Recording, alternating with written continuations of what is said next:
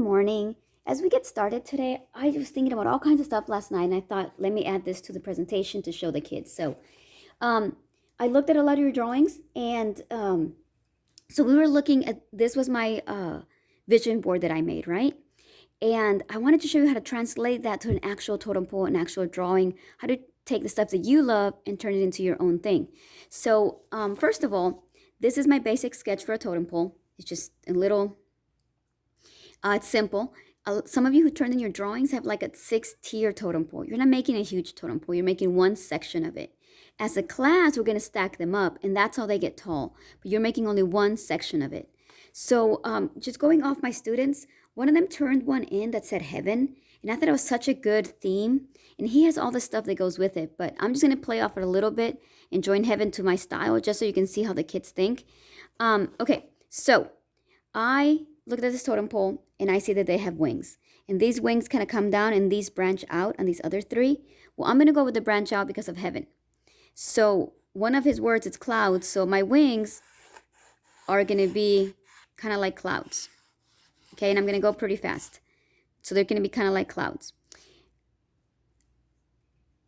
I see that all of these have noses, so I'm going to add a nose to mine too. And in your next video, you're going to see different shapes of noses. I like the triangle, the diamond-shaped nose. These eyes right here, I like these eyes the best. So I'm going to take those eyes, and I'm going to do the other circle, and I'm going to do that around them. But then I look at these earrings right here, and I love those patterns around the earrings. So I'm going to take those little swirly patterns and add them like to represent kind of eyebrows. And then, of course, the other eye will be the same. I love these little flowers and these designs here.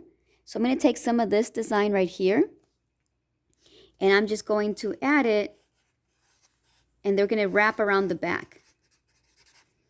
And I'm going to add it around this side, and they're just going to wrap around the back.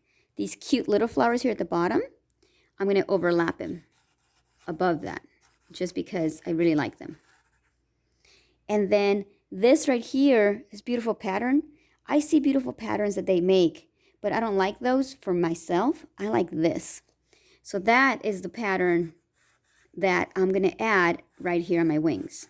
And of course, I'm drawing in midair, so, my actual drawing will be a little bit better. And I'm going to add some of those patterns. And it's going to be the same on this side. This elegant type swirl, I'm going to add it across the bottom of my totem pole and across the top, just to kind of finish it off. So I'm using different elements in different spots, but I used my inspiration to make it. Now I can choose my colors and whatever I want. I might put pink in it, I might not, but I have a totem pole that's reflective of my research and my theme. Since it is heaven, and the young man would have probably probably wouldn't add flowers. He would probably add halos, or he would add more clouds, or he would add whatever it is that he wrote. But that's how you take your inspiration, because what I see is happening with your sketches is that you're copying these. All the totem poles are looking exactly the same like this. You're not incorporating any of that. This is just kind of like, how do they break up space? This is you, what you liked, what you connected with when you were doing research. So please think about that. Okay, so another thing that I thought about, that I thought I might warn you about, is your poster board. You're going to be using the whole thing today. If you fold it long ways like this, kind of long ways, you're going to get a really short, kind of thick, stubby totem pole. If you fold it this way up, kind of like that, if you fold it this way up, then this is the size of your totem pole. That's how tall it's going to be. Mine is slightly taller than that, but it's about a third of the sheet of paper. This right here is the extra that you're going to use to cut all your wings and all your stuff. So I would recommend that you fold it this way, okay? Because it's going to give you more room to play. If you do half, you'll get a taller totem pole, which is okay. But I like to go about third, just about third up, fold it, and then that should be your totem pole. Now, when you cut it, you're going to watch a video that has all kinds of stuff on it, and it tells you exactly how to build it. But one thing that I would want to add that I didn't add last time is paper. If you grab paper, just the computer paper that's inside, just any paper. Don't use the computer paper I gave you. You need that for paper mache. But just any newspaper, any notebook paper. Notebook paper is actually the best. So you crumble it, and you open it, and you crumble it, and you open it, and you crumble, and you open, and you crumble, and you open about 4 or 5 times. And then you get really soft paper that you can actually shape and form into anything you want. Some of you are putting footballs on yours, and you're wondering, how do you make a football? Well, this is how you make it. Real soft paper, and you just keep turning it, and you shape it into the football shape that you want. And you can stick it on there with tape, and then you have your different footballs on there. So that's how you would make those really organic type shapes. It's by wrinkling paper, and just taping it right on there, and put a couple layers of tape.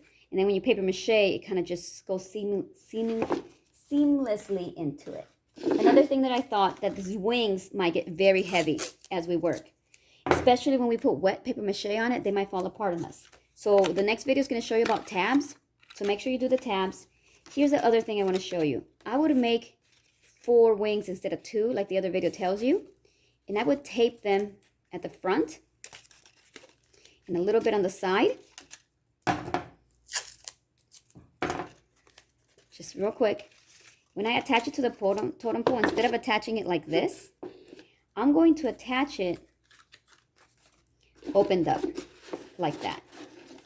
I will probably, here, let me get a piece of tape. I'm going to attach them double layered and opened up.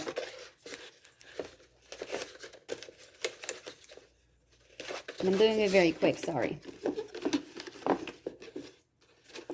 Like that. And then I would stuff some kind of paper inside. It fell right out. So let me put a piece of tape at the bottom to act like a little shelf. I would stuff it with some kind of paper inside so that it won't fall apart on me. And then I would just put tape across the top. Then I would get these really strong wings that are kind of thick, so that when I'm building, I don't have this really thin piece that's going to break off. Actually, I think I might say, if you make wings, you better make them like this. Because all this tape here, all this tape you're going to put here, the tape across, the tape at bottom, and then that stability in the middle with that paper inside, it's going to make them super, super strong. And then also, just as a design element, the thickness to the thinness, it's going to look really good. All right, guys, I hope you have fun building. Thank you. And today in class, all you need is your poster board and masking tape.